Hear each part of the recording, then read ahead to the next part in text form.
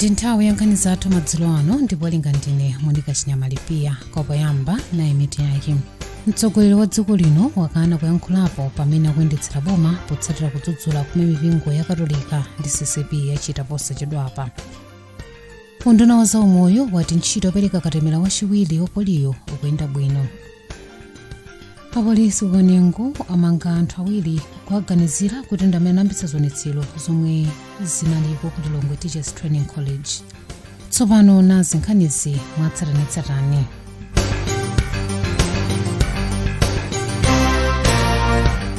Mtsogoleri wa dziko lino Dr. Lazarus Chakwera wakana kuyankhulapo pamene akuyendetsera boma potsatira kudzudzula komwe mipingo ya Katolika ndi CCP yachita posachedwapa. Mipingoyi yakambapo pa zakukula kwa katangale komanso kusakwanitsa malonjezo ena ngati zinthu zina zomwe zikulakwika m'boma la mgwirizano wa tonse.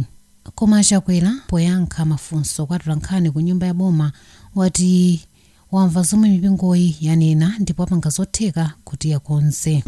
Ndipo mtsogoleri wa dziko linoyi wayankhapo pa zomwe wachiwiri wake Dr. Chinyama adanena kuti COVID-19 kapena nkhondo ya Russia ndi Ukraine zisakhale zifukwa zolepherera kukwaniritsa malonjezo a nthawi ya kampeni komanso zomwe adasanirana ndi mgwirizano wawo. Mtsogoleri wa dziko linoyi wati zomwe adanena Chilima ndi maganizo wawo monga aliyense angaonere zinthu. Chakwera wabwerezanso kupempha kuti nkhondo ya Ukraine ndi Russia ithe kamba kuti ikusokoneza zambiri maiko kuphatikizapo ku Malawi kuno. Achakwera akufotokoza. Mutonsemu tonse alliance idatsogozedwa ndi magulu awiri kuma tilipo 9 ndiye tikakhala kuti takambirana kunena kuti zimenezo tinena ndiye kuti kukhalanso kukambirana kuti tinene siningangonena pandekhandekha azanga onse sakudziwa kalikonse kuti ndili kulankhula chiyani. Maganizo a VP aliyense ali ndi ufulu wokamba za maganizo mmene maganizo ake alili, ndipo tili kungonena kuti pali mapolisi amene tikhoza kumatsatira kapena mapolisi amene tikhoza kuwalankhula ngati oyendetsera. Chifukwa personally ndini maganizo osiyana pa zinthu nkhani zosiyana-siyananso, koma tikakamba nkhani za mapolisi a dziko ndiye timakhala limodzi. Nchifukwa tidabweretsa plani timati social economic recovery plan timakamba za nkhani za COVID. Anthu osiyanasiyana akupitirira kupereka maganizo wawo pa chikalata chomwe mpingo wa CCP Nkhoma Synod watulutsa la Mulungu lapitali. Mwazina chikalatachi chikudzudzula mtsogoleri wa tonse Alliance kuti ukulephera pakayendetsedwe ka dziko lino. Ndipo mmodzi mwa anthu omwe amayankhulapo pa zochitika za mdziko muno Lake Mbewe wati nzomvetsa chisoni kuti utsogoleri wa tonse sukudziwa chochita komwe Malawi akumana ndi mavuto pa zachuma, komanso kuti sukumva kudzudzulika pomwe zinthu zambiri sizikuyenda bwino mdziko muno. Iwo anawonjezera kuti ngakhale magulu a mipingo osiyanasiyana atulutsa zikalata zodzudzula atsogoleriwa palibe chomwe chingasinthe popeza kuti uthengawo ugwera pamwala. Iwo akufotokoza zambiri kwa Nkhani wathu Mese Chimwala.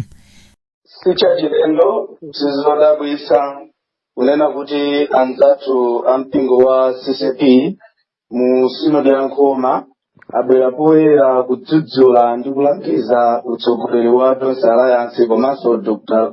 Lazarus Chakwera wotengera ndi mmene dziko lino likuyendera. Ndizero osadabwisa chifukwa chonena kuti wina aliyense olomwana akudziwa ndithu kuti dziko lalowa dibolonje labalalika komanso atsogoleri athu sakudziwa chimene akuchita, potengera kuti panopo ndiye kuti chilichonse chimene chikuchitika dziko muno ndi chinthu chosapatsa chiyembekezo, chosapatsa mudyo, komanso sitikudziwa kuti tikulowera kuti chifukwa atsogoleri athu asankha kusamvera uphungu ndi upangiri. Chomvetsetsero kwambiri nchoti angakhale anzathu a CCP alemba kalata amene mu Nkhoma Synod uthenga wawo ukangati ukugwera pamwala chabe, palibe chimene chingathandize kuti atsogoleri athu mwina akhale pansi kusintha kapena kutengapo uphungu pa zimene ulangizi kumene waperekedwa. chachiwiri tilibe chiyembekezo china chilichonse kuti boma la Tonse Alliance likhoza kukhala ndi kuthekera kosintha dziko lino. Sipadatha nthawi yayitali pomwe mpingo wakatolika nawo udatulutsa kalata yawo yodzudzula utsogoleri wa tonse pakayendetsedwe kwawo ka dziko lino. Nduna ya zaumoyo yokhumbiza kandodo chipunda yati dziko lino iyamba ntchito yopereka katemera wa matenda amalungo ku mapeto a chaka chino. Katemera imwe adziperekedwa kwa osachepera chaka ndi miyezi 10. Achipunda ayankhula izi lolemba ku Lilongwe pamwambo wokumbukira matenda amalungo pa dziko lonse. Iwo ati katemerayo adzayamba kuperekedwa m'maboma ochepa omwe ndi osankhidwa. Pali chiyembekezo choti katemerayo adzafika dziko lonse mchaka cha 2024. Achipunda anayankhula ndi mtolankhani wathu Lester Muhone. Tiyamba kupereka katemera wa malungo kwa ana athu. Amene azilandira katemera ndi mwana amene wakwana miyezi 5. Mwana wathu akabadwa akakwana miyezi 5 ndi pamene angalandire katemera ameneyu wa malungo. Katemera ameneyu mwana azilandira kanjira kanayi. Ife makolo azimayi timadziwa pali makatemera ambirimbiri amene amalandira ana athu. Ena amalandira katatu, ena amalandira kawiri, ena amalandira kamodzi. Koma uyu wa malungo azilandira kanayi, kusonyeza kuti mwana akakwana miyezi 5 apita akalandire katemera woyamba. Pakatha mwezi wakwana miyezi 6 akalandira dosi yachiwiri. Akakwana miyezi 7 akalandira dosi yachitatu. Akalandira dosi yachitatu ndiye kuti tidikire mpaka nadzakwane miyezi 22. Miyezi 22 ndiye kuti azikalandira katemera womaliza wa malungo. Tikatero ndiye kuti mwana wathu akhala kutetezeka. Mujandakambira kuti zipatala zambiri ana ambiri amene amapangidwa admit kugonekedwa mchipatala chifukwa cha malungo. Komanso amapezeka kuti ana ena mpaka ndithu magazi kuchepa thupi mchizungu timati anemia chifukwa cha malungo. Ndiye katemera amene atithandizira. Choyamba kuti ana athu asadwaledwale malungo. Kachiwiri kuti ana athu asadwale nthenda yoti mwina magazi achepa thupi chifukwa cha malungo ayi. Kumbukirani kuti nkhani izi zofikani kuchokera kuno ku Alinafe ndipo madzulo ano muli ndine Monica Chinyama Lipiya. Unduna wa zaumoyo wati ntchito yopereka katemera wachiwiri wa polio yayamba bwino maboma onse kuphatikiza ndi zipatala zazing'onozing'ono zomwe anthu akulandirako katemerayo. Neneli munduna wa zaumoyo Adrian Chikumbe wati pakadali pano palibe vuto lilonse kuyelekeza ndi vuto la mvula yomwe idasokoneza kampeni ya katemerayo koyambirira. Iwo ati akwanitsa kufikira pa mlingo omwe adakonza ngati mene adachitira ulendo watha chifukwa iwo amatsatira chiwerengero cha kafukufuku wa censorship. Mtolankhani wathu wa Nkhani anayankhula ndi Adrian Chikumbe. Panopo ntchito yopereka katemerayo zolatula chiwiri mu kampeni yayamba bwino pafupi maboma onse chifukwa tsiku ndi tsiku tikumalumikizana ndi anthu onse maboma onse ngakhalenso kuzipatala zazing'onozing'ono tikumatha kuwatsatira kuti tione kuti zikuyenda bwanji. Ndiye pakadali pano sidambe mavuto ena aliwonse tikuzitsatira ndithu mwinanso vuto la mvula limene lipo ulendo watha. Ulendo uno tikuona kuti sivuto kwenikweni. Bungwe la Tobacco Commission TC latsekulira msika wa fodya wa Chinkhoma pa 27 April komanso wa Mzuzu pa 4 May.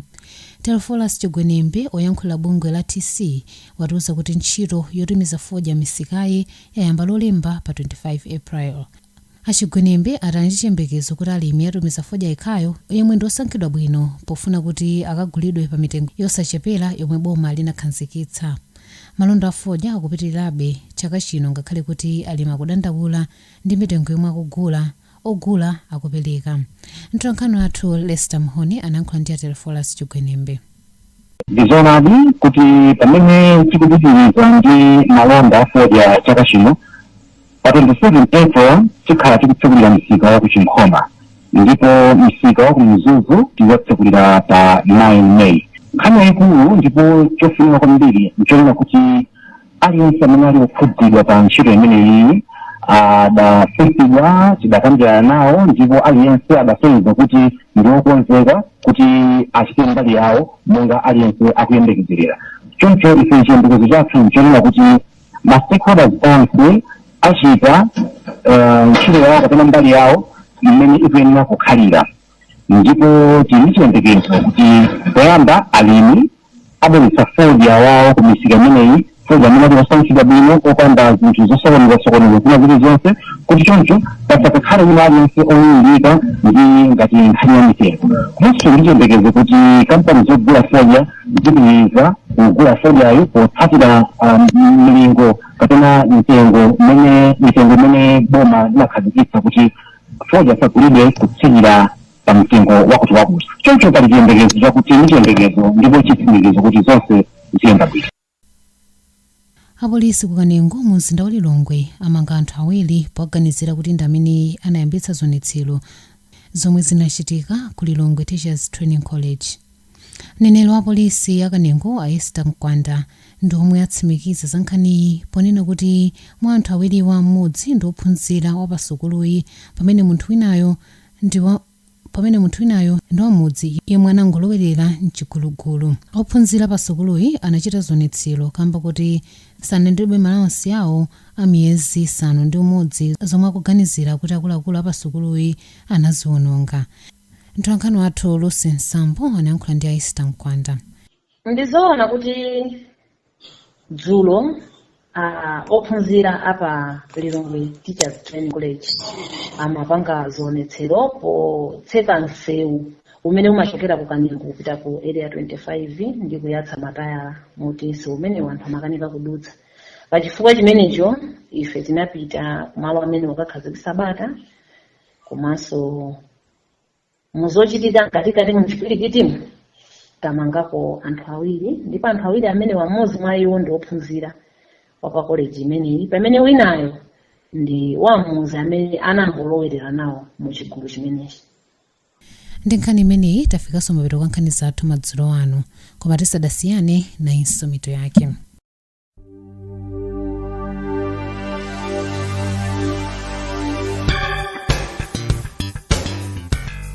Mtsogoleri wa dziko lino wakana kuyankhulapo pamene akuyendetsera boma potsatira kudzudzula komwe mipingo yakatolika ndi CCP yachita posachedwapa. Unduna wa zaumoyo wati ntchito yopereka katemera wachiwiri wa poliyo yayamba bwino. Apolisi ku Kanengo mu mzinda wa Lilongwe amanga anthu awiri poganizira kuti ndi amene anayambitsa zionetsero zomwe zinachitika ku Lilongwe Teachers Training College. Izi ndi nkhani zomwe dali nazo madzulo ano. Ndipo munali ndine Monica Chinyama Lipiya, ndikufunirani usiku wopambana.